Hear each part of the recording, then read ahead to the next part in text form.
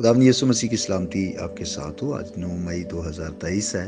मत्ती रसूल की मार्फत लिखी गई इंजील मुक़द्दस के आयत बायत तफसीरी मुताला को जारी रखते हुए आज हम 16वें बाब की 15वीं आयत पर गौर करेंगे। इसमें यूँ लिखा है, उसने उनसे कहा, मगर तुम मुझे क्या कहते हो? आमीन। खुदावंद यीशु मसीह ने इस मौका पर शागिर्दों की राय ली कि तुम मुझे क्या कहते हो। लोग तो जो कहते हैं वो उनकी बात है, लेकिन आपका क्या ख्याल है, आपकी क्या राय है?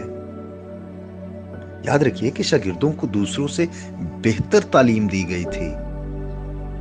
यीशु मसीह के करीब तर रहने के बायस शागिर्दों को मौका मिला कि वो यीशु मसीह को बेहतर तौर से जान और पहचान सके।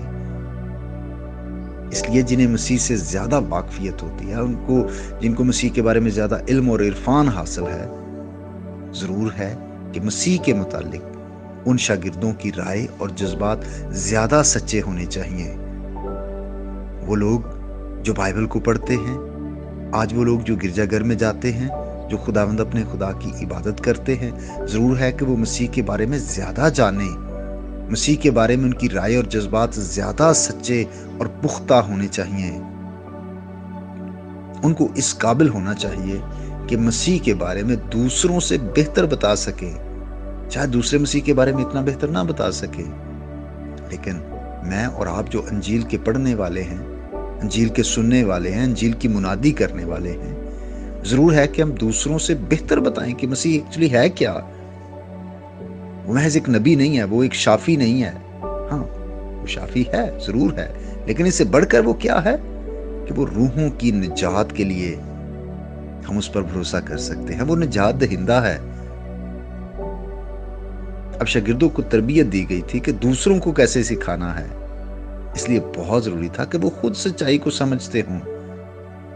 भाइयों और बहनों, एक अहम सवाल है जो हम में से हर एक को अपने आप से अक्सर पूछते रहना चाहिए।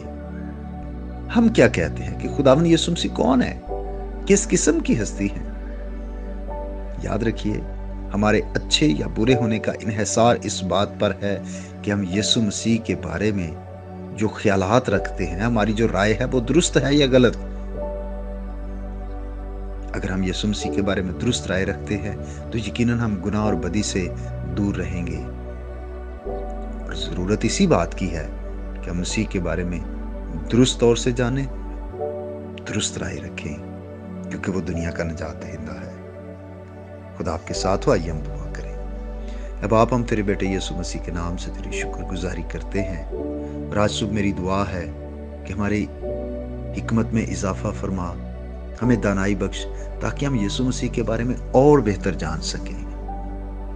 और ना सिर्फ उसको जाने, बल्कि खुदा हर रोज अपने किरदार को, अपने चाल चलन को खुदा हम तेरे बेटे यीशु की जैसा बनाते चले जाएं। हम उसके हम शक्ल हों, ताकि तेरी तमजीद हो।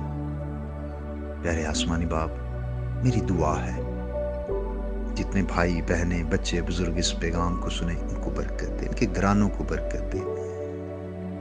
खासतौर पर नौजवान नस्ल के लिए मेरी दुआ है जो मुख्तलिफ तरह की बदियों, बुराइयों, गुनाहों में पड़े हैं। मसीह के नाम से है खुदा, नौजवान नस्ल तेरे पास आ जाए।